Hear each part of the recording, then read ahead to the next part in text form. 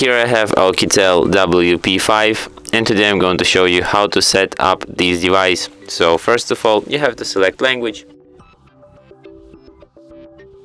I'll just stay with English, then tap start. Then you can connect your device to the mobile network, but you can skip this step for now and do this anytime later.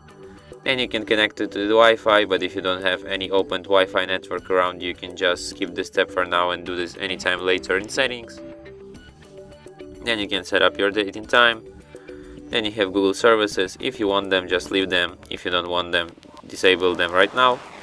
But in any case, you will have to agree with Google's terms of service and privacy policy.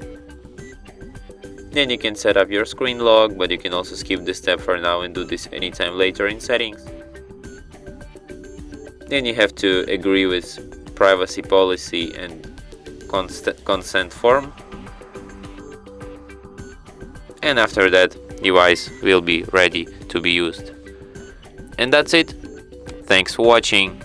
If you find this tutorial useful, don't forget to hit that like button and subscribe to our channel.